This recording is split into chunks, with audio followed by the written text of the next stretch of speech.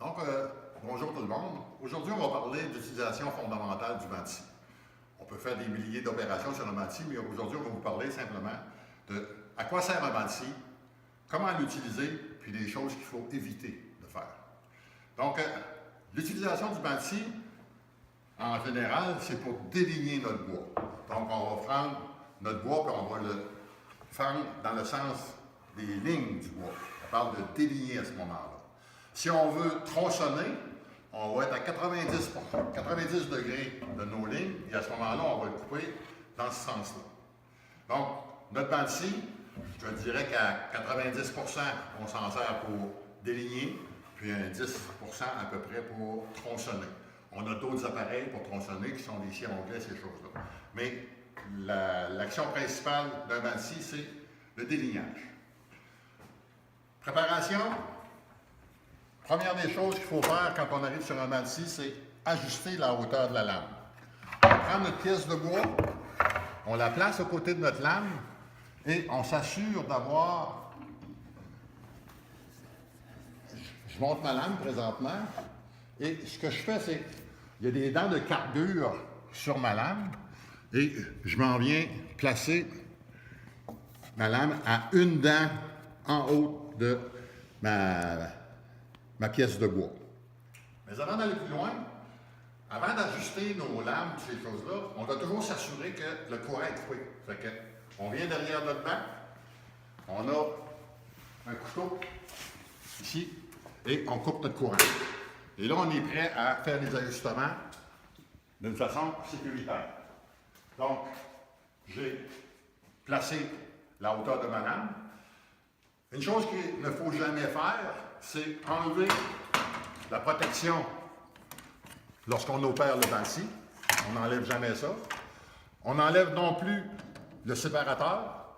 Le séparateur, à quoi est-ce qu'il sert? Il sert simplement à empêcher le bois de se refermer derrière la lame. Et s'il se referme, il va y avoir un rebond qui va faire que ça va être dangereux. Le morceau de bois va revenir vers nous. Donc, la pièce le séparateur qui est ici, on le garde toujours en fonction, on le garde toujours là. Vous avez aussi quelque chose qu'on appelle l'anti-recul. De chaque côté de votre séparateur, vous avez des pièces avec dentelées pour, justement, si je place la pièce de bois ici comme ça, vous allez voir qu'elle va venir s'accoter dessus puis elle va empêcher la pièce de reculer. Donc, ces deux pièces sécuritaires-là, les anti-reculs et le séparateur, doivent toujours être en fonction. Là. Je vais replacer mon guide.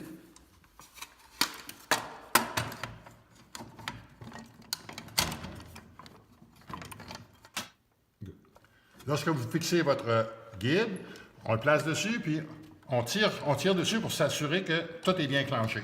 Là, présentement, tout est bien clenché, donc on est prêt à travailler.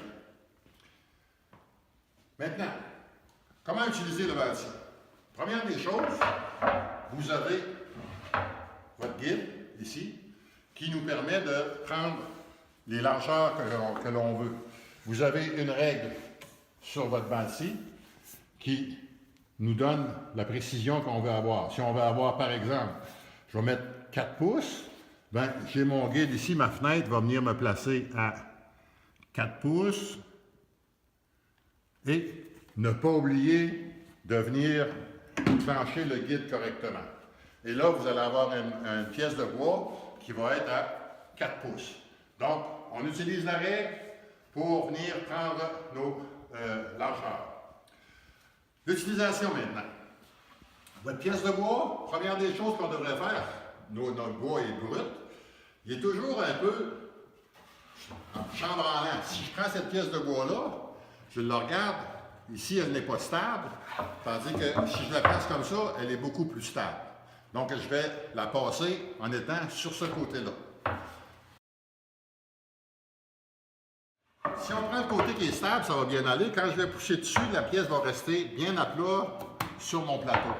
Si je le place comme ça, et que je pousse comme ça, vous voyez que la pièce va se déplacer. Et quand ma lame va être dedans, quand je viens la coincer comme ça, ma pièce de bois va vouloir reculer vers moi. Donc, ça va donner un effet de rebond. C'est pour ça qu'il faut regarder la pièce le plus stable possible du côté où la pièce se tient le mieux. L'utilisation, je prends ma pièce, je viens la placer. Ma main gauche sert de guide pour placer la pièce directement sur mon rebord que là. Ma main droite, elle, c'est elle qui dirige la pièce vers l'avant. Je vais pousser sur ma pièce jusqu'à temps d'être rendu vis-à-vis de mon guide ici. Je vais renverser ma main puis je vais placer mon pouce derrière. Mon pouce va servir à pousser ma pièce jusqu'à l'autre extrémité de ma table. Vous voyez que mes doigts viennent se placer, certains doigts viennent se placer sur le guide et certains autres doigts viennent se placer sur la pièce pour l'empêcher de monter. Donc, j'ai des doigts pour tenir la stabilité, des doigts pour m'assurer que je ne me déplacerai pas, puis mon pouce, lui, va servir à tout simplement pousser ma pièce. La main gauche ne doit jamais aller au-delà de ma lame. Ma lame est ici, donc je me place ici.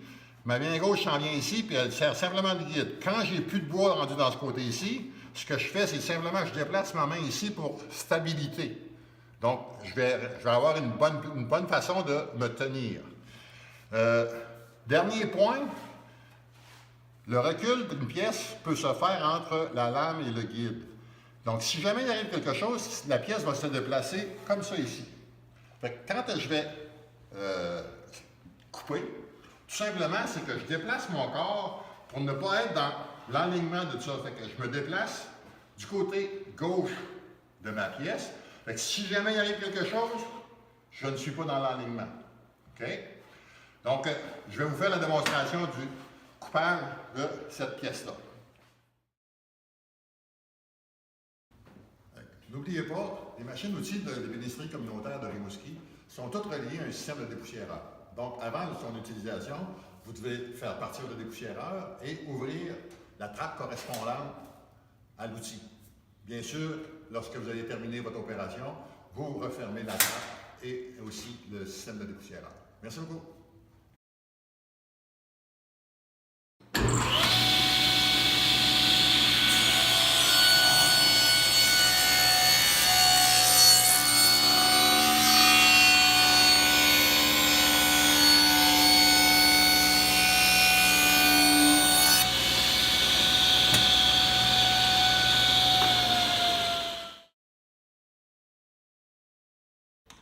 Une erreur que les utilisateurs font souvent, c'est que la main gauche se promène en même temps que la main droite et vient à l'égalité de la lame ici. C'est dangereux parce qu'on va coincer notre lame et on va avoir un rebond à ce moment-là. Donc, je vais faire la démonstration où ce que la main doit s'arrêter en avant de la lame.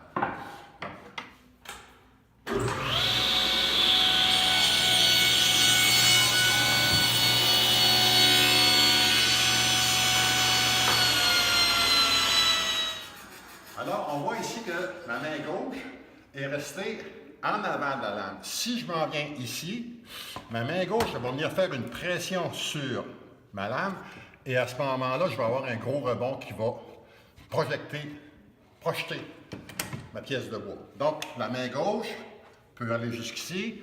Après ça, on la ramène là et c'est la main droite qui fait la poussée vers l'avant. Erreur qui est très souvent commune, qui est dangereuse. Vous remarquez que ma main gauche est venue se stabiliser ici. Ma main droite, là, elle a continué jusqu'à temps d'être rendue de l'autre côté de ma lame. Je n'arrête pas ici, j'arrête de l'autre côté. Cette pièce-là, elle n'est jamais dangereuse, à moins qu'on y touche. Lorsque ma lame a fini de tourner, je peux prendre cette pièce-là sans problème. Mais c'est encore en tournant, c'est là que je peux la faire introduire sur la lame, et là, il peut y avoir un effet de recul. Donc, je ne touche pas à la pièce qui est à gauche, puis la pièce qui est à droite, je vais jusqu'au fond. Donc, une petite mesure de sécurité. Lorsqu'on coupe, il peut arriver que la pièce va se bloquer dans le système. Je suis comme ça. La chose à ne pas faire, c'est de lâcher la pièce puis se demander qu'est-ce qu'il faut faire. Parce que si vous lâchez la pièce, il y a des fortes chances qu'elle vous recule et qu'elle vienne sur vous. On garde le contact avec la pièce et on fait simplement fermer le courant. Autre chose aussi, quand je passe d'une pièce, OK, et que j'ai besoin d'un poussoir, bien, la transition va se faire. Je vais prendre la main gauche, je vais tenir ma pièce, et là, je vais aller venir chercher mon poussoir pour venir accoter ma pièce. Remarquez que mon poussoir, là, je viens le placer, il y a une dent sur chacun des poussoirs. On ne vient pas le placer comme ça, mais on vient s'accoter sur notre talon de façon à être bien certain de bien tenir notre pièce en allant jusqu'au bout. En parlant de poussoir, il y en a plusieurs modèles. Vous voyez celui-là, qui est quand même bien. Celui-là aussi qui est encore mieux. Puis celui-là qui est à déconseiller, à mes yeux, parce que c'est trop mou. Okay? Donc, on va avoir quelque chose de rigide, on prend quelque chose qui est plus solide. On a aussi en plastique, qui est comme ça, que lui aussi, il serait très, très approprié. N'oubliez pas de toujours se servir du talon quand on vient engager notre pièce pour ne pas mettre la pièce comme ça. Ça, c'est pas bon, ça ne retiendra pas. Okay? Donc, on se place comme ça et non pas comme ça. C'est beau?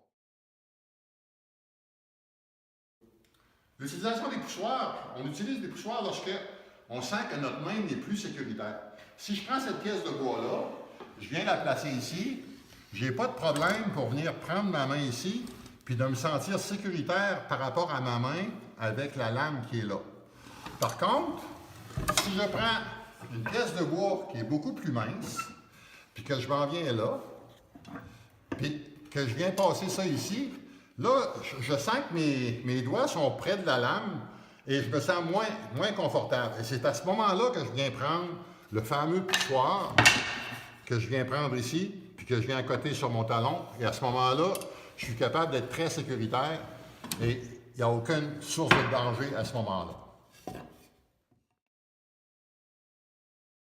Donc, pour le délignage, il reste quelques petits trucs là. On a des accessoires qui nous permettent de déligner plus facilement et plus sécuritairement. Si je prends cette pièce de bois-là, que je viens placer ici, je peux prendre ma main gauche pour venir pousser sur mon guide. Mais je peux aussi prendre ce qu'on appelle un peigne. Celui-là, il est magnétique.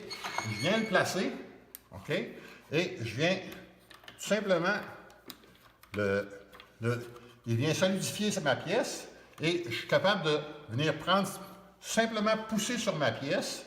Et à ce moment-là, c'est mon peigne qui va donner la pression sur mon guide. Ça veut dire que je pousse ma pièce, ma main gauche s'en vient tout de suite à ma gauche et je n'ai qu'à travailler avec ma main droite comme j'ai travaillé tantôt.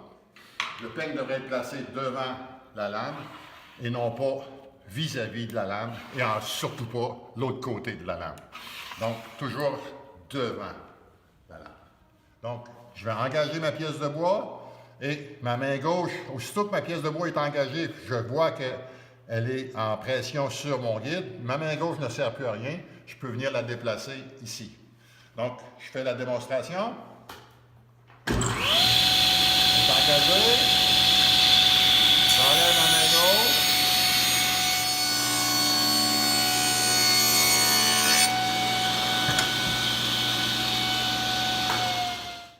Donc, pour le délignage, il arrive quelquefois qu'il faut déligner des petites pièces de bois en longueur, peut-être un quart de pouce, un demi-pouce, et on n'a pas de place sur notre guide pour venir le tasser ici, pour venir passer nos doigts ou encore notre poussoir.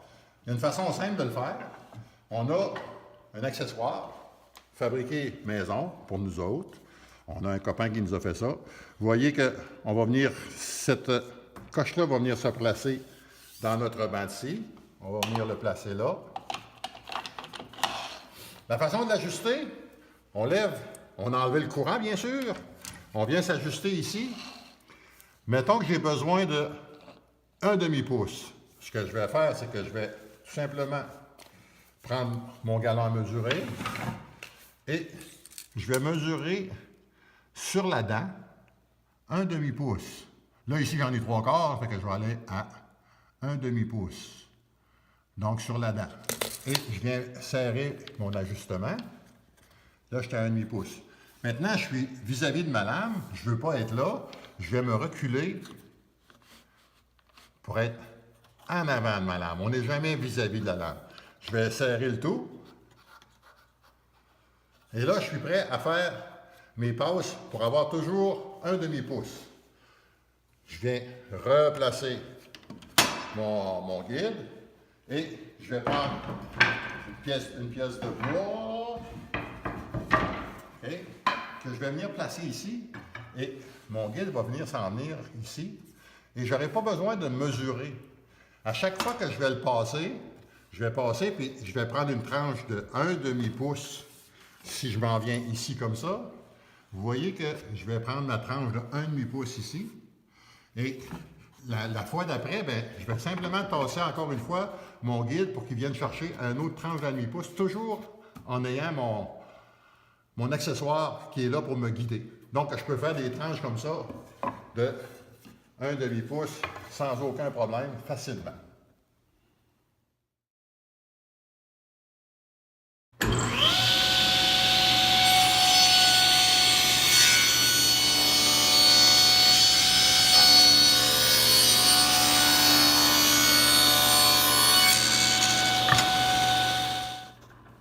Là, tu vois-tu, il faut qu'on fasse ça de même. Là, je suis prêt encore.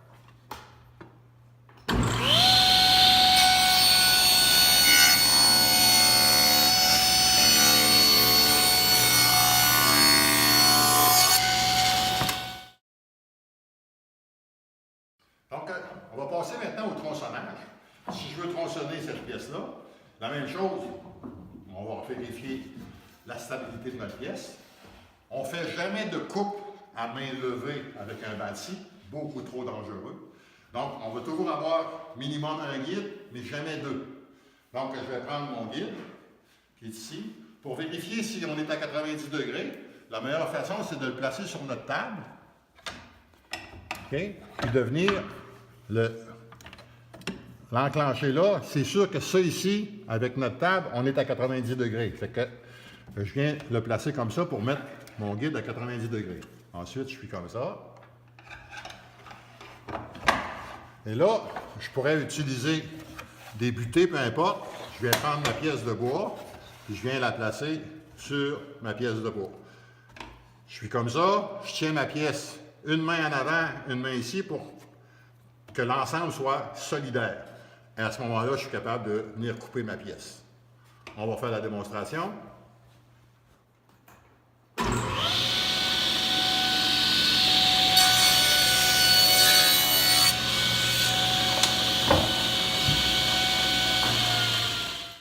Il arrive souvent qu'on a besoin de pièces de bois toutes égales. Par exemple, mettons une pièce de bois qu'on a besoin de 4 pouces et plusieurs fois 4 pouces. Okay? Ça devient difficile de mesurer à chaque fois 4 pouces, 4 pouces, 4 pouces. Il y a un petit truc bien simple avec un petit gabarit pour faire ça. On pourrait faire ça comme ça, puis venir placer son guide à 4 pouces. Okay? Et à ce moment-là, je me ramasse avec 2 guides, ce qui n'est pas bon parce que ça va coincer à un moment donné. Donc, la meilleure façon de le faire, c'est on rajoute une pièce sur notre guide. Cette pièce-là, elle mesure 1/2 pouce. Donc, si j'ai besoin de 4 pouces, ce que je vais faire, c'est que je vais placer mon guide ici. Au lieu de le placer à 4 pouces, je vais le placer à 4 pouces et demi parce que j'ai 1/2 pouce de plus.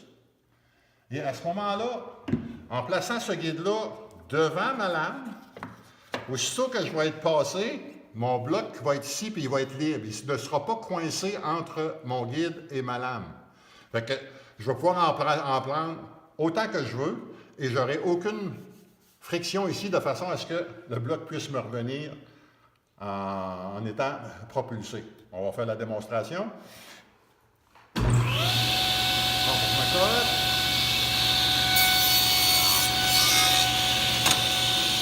Vous voyez que mon bloc n'est pas bloqué là. J'en fais un autre. Et je peux en faire comme ça, sans aucun problème, et je n'ai pas de restriction.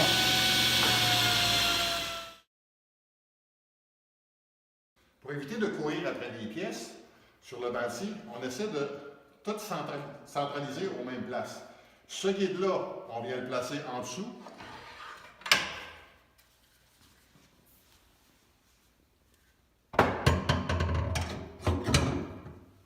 Et tous les accessoires, comme la clé pour démancher nos lames, On a un tiroir approprié dans notre coffre pour venir placer ces accessoires-là. Donc, quand on cherche quelque chose pour le banc de scie, on ouvre ce tiroir-là, accessoires de banc de scie, et toutes nos pièces sont là. Spécialement notre clé pour démancher nos lampes. Donc, bien ranger notre matériel après.